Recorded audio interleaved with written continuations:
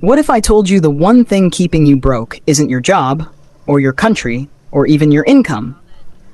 It's the way you think about enough. I used to believe that if I just earned more, everything would change. If I could make a little more money, I'd be free. But I learned the hard way. More money without wisdom doesn't make you free. It makes you a slave to bigger problems. See, the world sells us a lie that the next purchase will finally bring peace. A new phone, a better car, that meal out with friends even though you know your wallet is empty. And it feels good for a moment. But then the bills come, the debt grows, the stress builds, and you realize you've traded freedom for comfort, peace for pressure. Looking back, I can see how many years I wasted chasing after more while living above my means. I thought that was normal, that struggling and paying off debt month after month was just part of life. But the truth is, it wasn't normal. It was a trap. And I wish someone had told me this one principle earlier. Live below your means. I know that sounds too simple, maybe even boring, but let me tell you something. If I had understood this in my 20s, my entire life could have been different. I wouldn't have been broke and stressed. I wouldn't have been chasing distractions thinking a purchase would fix my problems. I would have had peace. I would have had margin. I would have had freedom to grow. And here's where the Bible makes it clear. Proverbs 22:7 says, "The borrower is slave to the lender." That verse isn't just words, it's reality. Every time you choose to live beyond your means, you're putting yourself into slavery. Slavery to payments. Slavery to stress. Slavery to a life smaller than the one God designed for you. But when you flip it, when you choose discipline over desire, when you choose peace over pressure, something changes. Living below your means doesn't shrink your life. It expands it. It gives you space to think, to breathe, to dream, to build. I know what it's like to believe you can't get ahead because your income is too small. But let me tell you this. Freedom doesn't start when you make more. Freedom starts when you learn to master what you already have. And that's what I want to share with you today.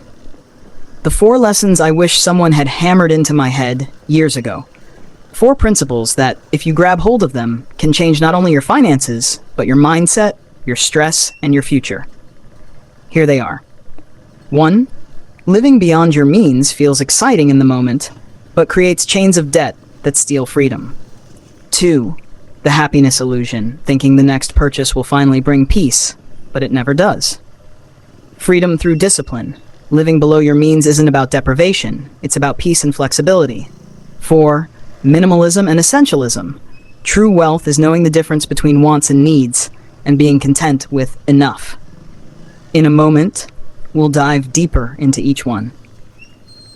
But before we do, I want you to pause and ask yourself, am I living above my means right now? Am I trading freedom for comfort? Because if the answer is yes, then this might be the exact lesson that saves you years of regret, just like it could have saved me. Let's be honest. When you're in your 20s or 30s, living beyond your means almost feels like a rite of passage. You get that first credit card, you buy the car that's just a little nicer than what you can afford, you swipe for dinners out, trips, and things that make you feel like you're moving forward in life. And in the moment, it feels exciting. It feels like freedom. But here's the irony that many of us only discover later in life. What felt like freedom in your 20s often becomes a prison in your 40s and 50s. I've talked to people who still carry credit card debt from years ago. That one splurge they put on a card thinking they'd pay it off later ended up ballooning into years of payments and interest. The house that was just a little bigger than what they could really afford became a constant source of stress every month. And the problem isn't just the numbers. It's the weight. The constant mental weight of knowing you don't own your life. Your payments do. If you're over 40, you know exactly what I mean. You've lived through enough cycles to realize that debt steals more than money. It steals peace. It steals sleep. It steals opportunities. Some of you have had to turn down chances to travel, to invest, to start something new, not because you lacked the skill or the desire, but because you were chained by payments. Proverbs 22 verse 7 says it perfectly. The rich rule over the poor, and the borrower is slave to the lender. And you feel that verse when you're sending out that monthly payment. You feel like you're working, not for yourself, not even for your family, but for the bank. That's not freedom. That's servitude, with a smiley face. Now, I don't say this to shame you. I say it because I've been there. I know what it's like to sit at the kitchen table with bills spread out thinking, if only I made more, then I'd finally get ahead. But here's what I learned. The problem isn't always income. The problem is often lifestyle. It's the endless pursuit of just a little more that keeps you trapped. Living beyond your means feels exciting in the moment, but in the long run, it's like taking a loan out against your future peace. You get the thrill up front, but you pay it back with interest in stress, regret, and lost years. Here's a real-life example. In America, the average car payment is now over $700 a month. People upgrade cars every 3 to 4 years, chasing that new model, that new smell. But think about this. Over a decade, that's easily $80,000 to $100,000 gone to something that only goes down in value the moment you drive it off the lot. Imagine if even half of that had been saved or invested instead. That's the difference between struggling in your 50s and having breathing room. And here's the lesson. The thrill of having it now will always compete with the peace of owning it later. But the peace lasts longer. The thrill fades as soon as the bill arrives. I want you to think about your own life for a moment. How much stress could you remove today if you lived below your means 10 years ago? And more importantly, how much peace could you build for the next 10 years if you started living below your means right now? Because here's the good news. It's never too late. You may not be 25 anymore, but you still have decades ahead of you. And the decision to stop living above your means is the doorway to reclaiming those years. Living below your means doesn't mean deprivation. It doesn't mean giving up joy. It means buying back your freedom. It means creating margins so you can breathe, so you can say yes to opportunities, so you can bless your family, your community, even generations to come. And that's why this is the first lesson. Because until you get this, everything else, saving, investing, growing, becomes impossible. You cannot build wealth on a foundation of debt. You cannot build freedom while living chained. So here's the reflection I want you to carry. Living above your means will always promise excitement, but in the end, it only delivers chains. Living below your means might feel boring at first, but in the end, it delivers peace. And peace is priceless. In a moment, we'll move to the second lesson, the happiness illusion, that dangerous belief that the next purchase will finally bring you peace. But before we do, ask yourself this. Am I still paying today for decisions I made years ago? If the answer is yes, then maybe today is the day you finally break that cycle. The second lesson is what I call the happiness illusion. It's that quiet, nagging belief that the next purchase, the next car, the next gadget, the next vacation, will finally bring peace. And in the moment, it does feel good. You bring home that brand new flat screen, you drive off the lot in a car that still smells like new, or you treat yourself to a meal that your budget can't handle.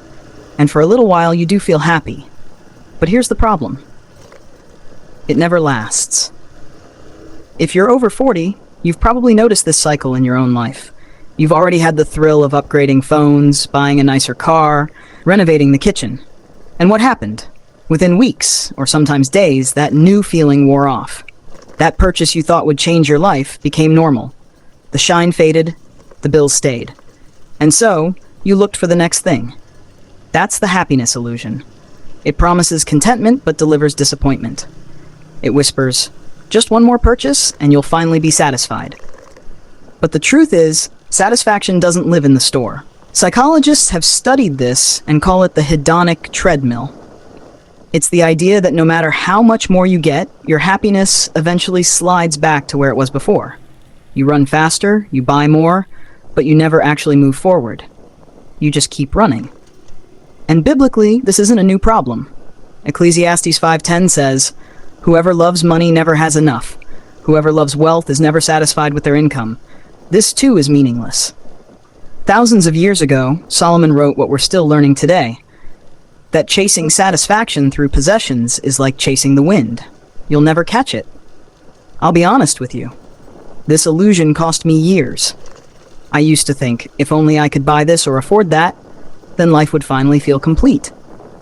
But every time, the thrill faded. I'd look around and realize I was still the same person, still carrying the same stress, only now with more payments attached. Here's the part that really stings. Every dollar spent on the illusion was a dollar stolen from freedom. That dinner I just had to have was a little less margin in my bank account. That car upgrade was a few more years tied to monthly payments. And over time, those little illusions added up to a life that looked good on the outside, but felt trapped on the inside. Now I want you to think back. How many times have you told yourself, I'll finally be happy when I get this? Only to feel normal again after. Maybe it was the house upgrade. Maybe it was the promotion with a bigger paycheck that got swallowed up by new expenses. Maybe it was the vacation that gave you memories but also left you with credit card interest. The problem isn't enjoying good things. God himself gives us all things richly to enjoy, 1 Timothy 6:17. The problem is when we expect those things to carry the weight of our happiness. Because they can't. They were never designed to. True happiness doesn't come from getting more. It comes from learning to be content with what you already have. Philippians 4:11, Paul says, I have learned to be content whatever the circumstances. Notice that word, learned. Contentment doesn't come naturally. It has to be practiced, developed, chosen. And here's where this lesson changes your finances. When you realize that no purchase will ever permanently satisfy, you stop chasing illusions. You stop handing over your peace for momentary thrills. You stop falling for the lie that you're just one swipe away from joy. Instead, you start to build happiness in the things that last. Relationships, purpose, faith, growth. And ironically, when you shift your happiness away from purchases, your finances start to heal. You spend less, you save more, you stop trading tomorrow's peace for today's dopamine hit. I'll never forget a conversation I had with a man in his late 50s. He told me, I spent decades buying stuff to impress people who weren't even paying attention. And now I'm tired. I wish I had realized earlier that the peace I was chasing wasn't in the stuff. It was in the space I never gave myself. That's the heart of this lesson. The happiness illusion is a trap that keeps you broke, stressed, and unfulfilled. And the only way to escape it is to admit the truth. Happiness has never been for sale. So let me ask you this. What purchase are you waiting on right now to finally make you happy? What's that thing you're telling yourself will fix everything? Take a hard look at it. Because if you're honest, you already know the truth. In a moment, we'll move to the third lesson, freedom through discipline. And this one is powerful because it flips the script. Living below your means isn't about deprivation. It's about building peace, margin, and the flexibility to live without fear. Discipline. For most of us, that word doesn't sound like freedom. It sounds like restriction. It sounds like diets, budgets, rules, and saying no when you want to say yes. And if you're over 40, you've probably had decades of associating discipline with deprivation. But what if I told you discipline isn't the thing that limits your life? It's the very thing that sets it free. Here's what I've learned. Living below your means isn't about deprivation. It's about creating space. It's about building a margin in your life so you can breathe, think, and choose. Let's make it practical. Imagine two people in their 50s. Both earn about the same. One spends nearly everything they make, chasing comfort, upgrading whenever they can, believing you only live once. On the outside, they look successful. New car, frequent trips, the latest gadgets. But inside, they're suffocating. Every paycheck is already spoken for. One setback, one medical bill, one job change, and everything comes crashing down. Now imagine the second person. They live with discipline. They drive a car that's paid off. They budget, save, and say no to the constant urge to spend. From the outside, maybe their life doesn't look as flashy, but inside, they sleep well. They have peace. They're flexible enough to say yes to opportunities, to weather storms, to bless others. Which one is truly free? That's the paradox of discipline. Saying no to certain things today gives you the power to say yes to the things that matter tomorrow. The Bible makes this clear. Hebrews 12:11 says, no discipline seems pleasant at the time, but painful. Later on, however, it produces a harvest of righteousness and peace. Discipline doesn't feel good in the moment. Nobody loves telling themselves no. But later, that decision produces peace. And peace is a harvest worth waiting for. Here's the truth. Discipline gives you ownership. Without discipline, your life belongs to your cravings, your habits, or worse, your creditors. With discipline, your life belongs to you and ultimately to God. I want you to think about your own story. Maybe you're in your 40s or 50s and you've realized that most of your stress hasn't come from lack of money. It's come from lack of discipline. You've made enough over the years, but too much slipped through your fingers because it was never managed. That's not a failure of income. That's a failure of stewardship. And the beautiful thing about stewardship is it can start today. When you embrace discipline, you stop seeing money as something that controls you. You start seeing it as a tool you control. And that shift brings peace. Here's something else discipline brings: flexibility. Without discipline, you're stuck. You can't pivot when life changes because every dollar is tied up. But with discipline, you can adjust. You can help a child through college, support a cause you care about, take time off when needed, or even retire earlier. That flexibility isn't luck. It's the fruit of discipline. And I'll tell you from my own life, discipline was the bridge from stress to peace. I used to live in constant anxiety, wondering how I'd make ends meet. But when I started practicing discipline, not just in money, but in time, in habits, in focus, things shifted. My life didn't get smaller, it got bigger, because discipline removed the clutter, the chaos, and the fear. This is why I call it freedom through discipline. Freedom doesn't come from spending on whatever you want. That's not freedom. That's indulgence. And indulgence always comes with chains. True freedom is when you can live without fear of debt, without panic when the economy shakes, without dependence on someone else to rescue you. And it all starts with discipline. So let me ask you, where in your life have you been resisting discipline because you thought it meant deprivation? And what would happen if you embraced it? Not as punishment, but as preparation for freedom. Because here's the reality. Living below your means with discipline is not a step backward. It's the only way forward. And that leads us to the fourth and final lesson, one that ties all the others together. It's about minimalism and essentialism, understanding that true wealth is knowing the difference between wants and needs and finding peace in the word enough. Here's the fourth and final lesson. True wealth is knowing the difference between wants and needs and being content with enough. Now, I want to be careful here. When some people hear the word minimalism, they imagine living in an empty apartment with one chair, one fork, and a single pair of shoes. That's not what I'm talking about. Minimalism isn't about stripping life down to misery. It's about removing the excess that steals your peace, so you can focus on what actually matters. And essentialism takes it one step further. It's about choosing what is most important and letting go of everything that isn't. In other words, it's not about having nothing.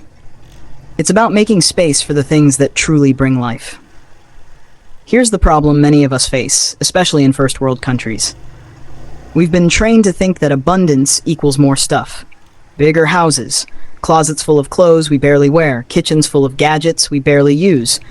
And yet, despite all the stuff, people are more stressed, more anxious, and more broke than ever. Why? Because more doesn't bring peace, it brings clutter.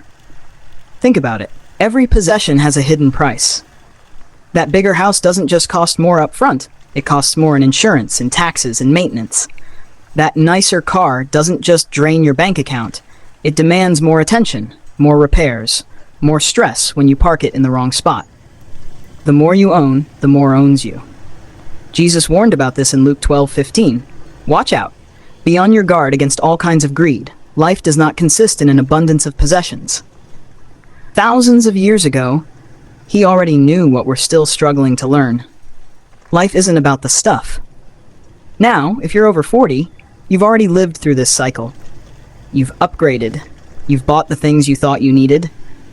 And now, maybe you're sitting in a house with more rooms than you use, or a garage full of things you haven't touched in years.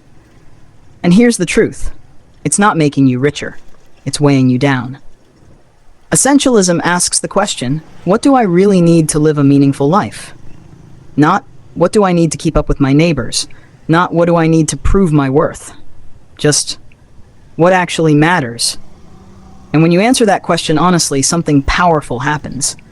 You start cutting away the excess. You stop buying out of impulse and start buying with intention. You stop chasing every desire and start focusing on purpose. Here's a story from Scripture that illustrates this perfectly. When Israel wandered in the wilderness, God gave them manna, just enough for each day. If they tried to gather more, it spoiled. Why? Because God wanted to teach them contentment. He wanted them to trust that enough was enough. We've lost that lesson in modern life. We're constantly told that enough is never enough. But the truth is, when you embrace minimalism and essentialism, you discover something shocking. You already have more than you thought.